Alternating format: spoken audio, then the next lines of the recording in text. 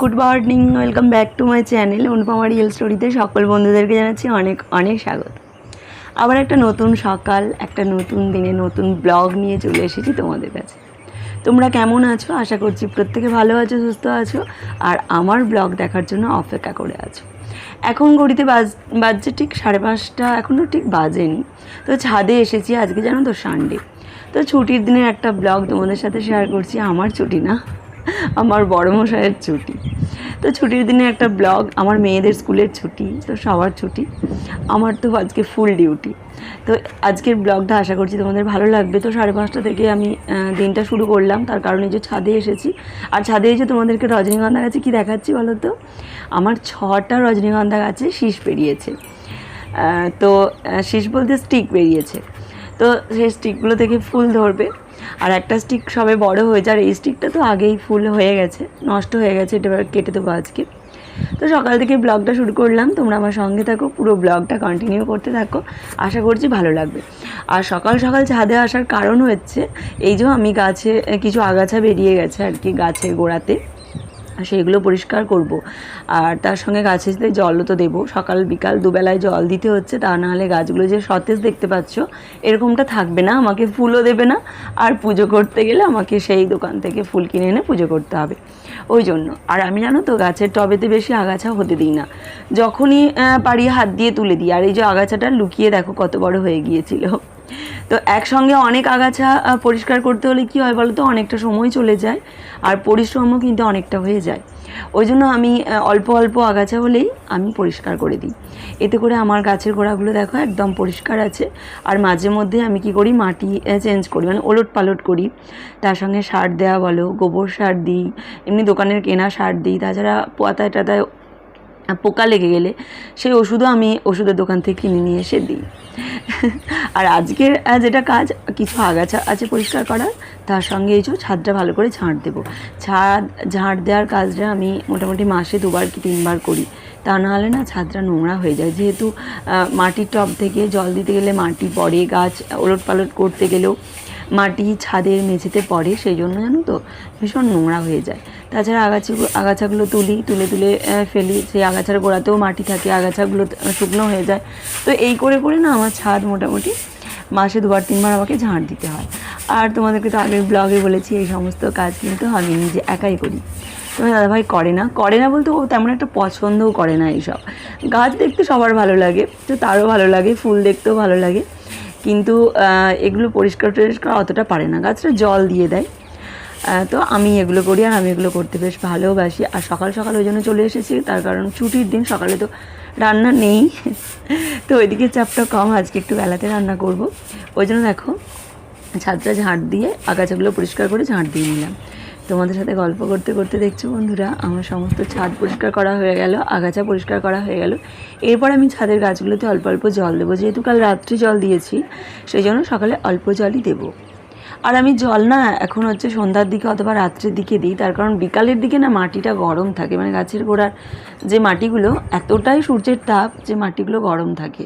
তো সন্ধ্যার দিকে দিলে কি হয়, মানে মাটির যে তাপ সেটা অতটা থাকে না, আর অনেকটা ঠান্ডা হয়ে যায়, তারপর আমি গাছে জল দিই। তা নাহলে আবার গাছ শুকনো হয়ে যায়, পাতা হলুদ হয়ে যায়। তো যারা তো গাছ লাগাও তারা তো জানো বিভিন্ন রকম সমস্যা গাছের কিন্তু হয়ে যায়। তো আমি দেখো সোজা নিচে চলে এসেই এই যে এই রুমটা আগে পরিষ্কার করলাম, তার কারণ আজকে তো সানডে বললাম, তো গানের শেয়ার আসবে, শিয়াকে এখনও ঘুম থেকে তুলিনি। এই বেডটা পরিষ্কার করে আমি হচ্ছে হারমোনিয়াম, তবলা এগুলো দিয়ে দিলাম, এরপর আমি শিয়াকে ঘুম থেকে তুলবো। তা করতে করতে শেয়ার চলে আসবে, কারণ এখন হচ্ছে 6:45 মতো বেজে গেছে, আর 7টার সময় গানের শেয়ার আসে। তারপরে পাশের রুমে চলে এলাম, পাশের রুমে স্তূপাকার হচ্ছে যে জামা কাপড় দেখো আছে। আর ওইদিকে শিয়াকে ওর পাপা ঘুম থেকে তুলে দিয়েছে, আমার অনেকটা সুবিধাই হলো, ঘুম থেকে তুলে দিয়েছে, এতে করে আমাকে আর তুলতে হলো না। শিয়াকে তুলতেও কিন্তু অনেকটা সময় লাগে, তিন্নিকে তুলতেও সময় লাগে, তার থেকে বেশি সময় লাগে শিয়াকে ঘুম থেকে তুলতে। বড় হয়ে গেছে তো কিছুতে উঠতে চায় না, আর তিন্নিকে কী করি, কোলে করে নামিয়ে নিই, কিন্তু ওকে তো আর সেটা পারি না এখন, ওই জন্য উঠতে চায় না, ঠিলে ঠিলে ঠিলে ঠিলে তুলতে হয়। আর এই যে দেখো আমি তো শর্ট ভিডিও বানাই, সেই জন্য না প্রচুর কাপড় জানো তো আমাকে এরকম বের করতে হয়, গোছ করতে হয়, ঢোকাতে হয়। আর এইগুলো কী বলো তো, এগুলো কোনো বই না, এগুলো হচ্ছে অ্যালবাম। আমার শোকেসের দেখো ওইদিকে শেলফটাতে অ্যালবামগুলো থাকে, যাবতীয় যা অ্যালবাম, মানে আমার বিয়ের থেকে শুরু করে শিয়ার তিন্নির অন্নপ্রাশন যাবতীয় যে অ্যালবাম আছে সব অ্যালবাম ওই তিন্নি আর শিয়া দুজনে বের করবে, দেখবে আর ওরকম বিছানায় ছড়িয়ে ছিটিয়ে রাখবে। আমি এরকম দেখো ডেলি প্রতিদিন ওই শোকেসে গোছ করে রাখবো, আবার দেখবো পরের দিন বের করেছে ওরা। তো কী করব, যতদিন না ওদের অ্যালবামের ছবি দেখার নেশাগুলো কাটছে ততদিন আমাকে এই কাজটা করে যেতেই হবে। হ্যাঁ, কী যেন একটা বলছিলাম, ভিডিও। ওই যে ভিডিও করার জন্য শাড়ি পরি, তারপর আবার ওগুলো তুলে রাখা, গোছ করা, এই সমস্ত কাজগুলো তো একমাত্র ব্লগেই দেখা যায়। যারা শুধুমাত্র আমার শর্ট ভিডিওগুলো দেখো, তারা শুধুমাত্র শর্ট ভিডিওগুলো দেখে আমার কাজকর্ম বিচার করতে এসো না। তার কারণ শর্ট ভিডিও তো কয়েক সেকেন্ডের শর্ট ভিডিও, ওখানে কিছুই বোঝা যায় না যে কয়েকটা শর্ট ভিডিও বানাতে গেলেও কতটা পরিশ্রম করতে হয় একটা মানুষকে। সংসারের এই যে হাজারো ঝামেলা যেগুলো তোমরা ব্লগে দেখতে পাও, তাও তো সবটা দেখাতে পারি না। সকালের কিছুটা অংশ তোমাদেরকে দেখাচ্ছি মাত্র 10 মিনিটের মধ্যে। 24টা ঘন্টা কিভাবে কাটে, কতটা ব্যস্ততার মধ্যে কাটে, বিশেষ করে যারা দুটো বাচ্চার মা তারা একমাত্র জানে। তারপর ব্লগ শ্যুট করা, ব্লগ এডিট করা, তার সঙ্গে বাচ্চাদেরকে পড়ানো, স্কুলে নিয়ে যাওয়া, হেনাতেনা আছে, তার সাথে শাড়ি পরার আগে হচ্ছে আলমারি থেকে বের করা, সেগুলো ম্যাচিং করে ব্লাউজ বের করা, তার ম্যাচিংয়ে গয়নাগাটি বের করা, তারপর সেগুলো পরে ভিডিও শ্যুট করার জন্য জায়গা ঠিক করা, অমুক তো প্রচুর টাইম লাগে বন্ধুরা। একটা শর্ট ভিডিও কয়েক সেকেন্ডে দেখার পর তোমরা তো লাইক না দিয়েও চলে যাও, সাবস্ক্রাইব হয়তো কোনো প্রকারে ভুলভ্রান্তি হয়ে টেপা হয়ে যায়, আর লাইক হয়তো কোনো দিন ইচ্ছা করলো দিলে, কোনো দিন ইচ্ছা করলো দিলে না।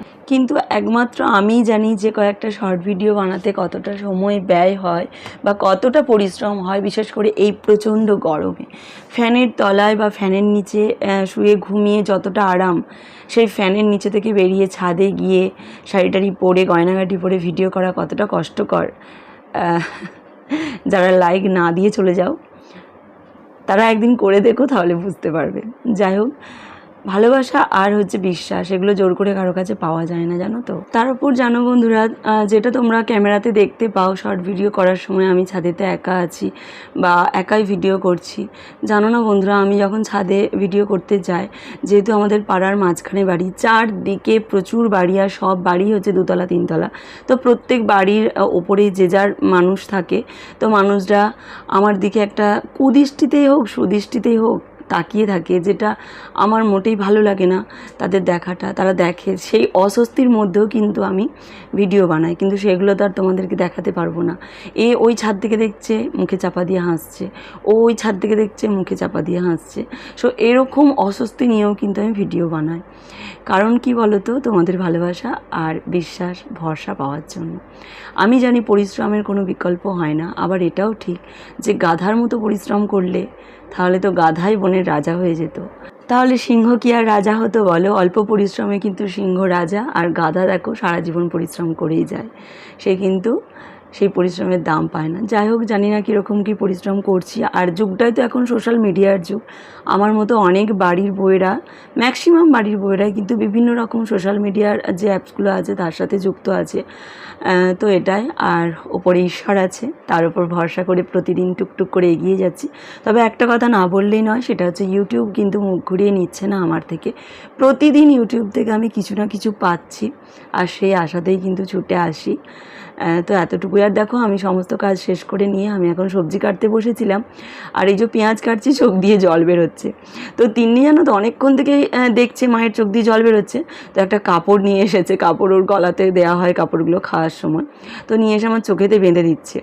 আর ওরা দু বোনে জানো তো, যদি আমি একটু কেঁদে ফেলি যখন মনে দুঃখ হয় বা কিছু হয়, তাহলে ওদেরকে না দুজনকে পুরো অসহায় দেখতে লাগে। আর যখন জানো তো যে কোনো কারণে হয়তো কান্না করছি বা কিছু করছি, ওরা দুজনে যদি থাকে না, দু বোনে আমার দিকে নিরীহভাবে শান্ত হয়ে বসে থাকবে, আর দু বোনে এক দৃষ্টে তাকিয়ে থাকবে, শুধু দেখবে মা কাঁদছে, কিছু বলবেও না, কিছু না। আর এই যে পেঁয়াজ কাটছি, চোখে কাপড়টা বেঁধে দিয়ে বলছে, মা তুমি কাপড়টা বেঁধে পেঁয়াজটা কাটো, তাহলে তোমার আর চোখ দিয়ে জল বেরোবে না।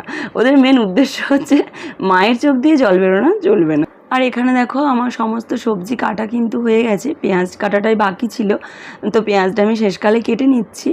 আর জানো তো প্রথম থেকেই মানে আমি বিয়ের পর থেকে যখন থেকে সবজি কাটতে শুরু করেছি, এরকম পেঁয়াজ কাটলে আমার না চোখ দিয়ে জল বেরোয়, এত জল বেরোয় বলে তো প্রত্যেকেরই বেরোয়, কিন্তু কম বেশি বের হয়, আমার আবার প্রচুর বের হয়। এর জন্য আমি একটা চপারও কিনেছিলাম, তো চপারটা সবসময় বের করা হয় না। যাই হোক বন্ধুরা, সকাল থেকে ব্লগটা শুরু করেছিলাম, সবজিগুলো কাটলাম, তারপর আমি সবজিগুলো সব ধুয়ে নেব, আর কি কি রান্না হবে আমি আর ব্লগটা কন্টিনিউ বড় করতে পারছি না। আজকের ব্লগটা অনেকটা বড় ছিল, পরের ব্লগে বাকিটা দেখাবো। আজকের মতো টাটা, গুড নাইট, ভালো থেকো, অপেক্ষা।